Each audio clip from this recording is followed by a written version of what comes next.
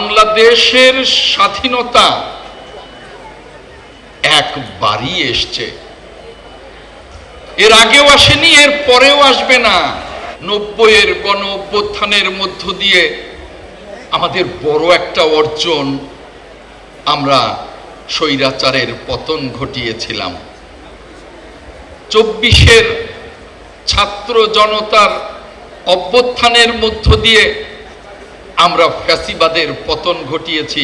আমাদের বড় একটা অর্জন।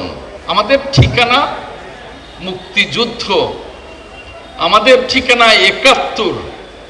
কাজেই আমরা যারা মুক্তিযুদ্ধ করেছি, এই মহান স্বাধীনতা এনেছি, আপনাদের সাথে একমত হয়ে বলতে চাই,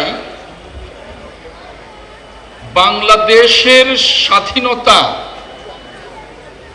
একবারই এসছে, এর আগেও আসেনি, এর পরেও আসবে না।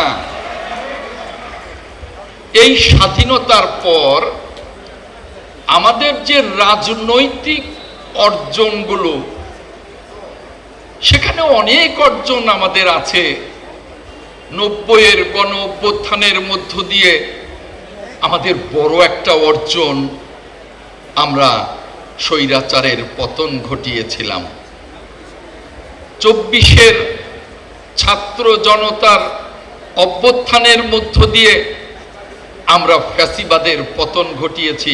আমাদের বড় একটা অর্জন। নিঃসন্দেহে স্বাধীন দেশে এই রাজনৈতিক অর্জনগুলোকে আমরা শ্রদ্ধা করি, সম্মান করি। তাই বলে এই অর্জনগুলোর সাথে আমরা যদি স্বাধীনতাকে সমানতালে করে ফেলি, সেটা আমাদের জন্য হবে অনেক বড় একটা বিপর্যয়ের কারণ।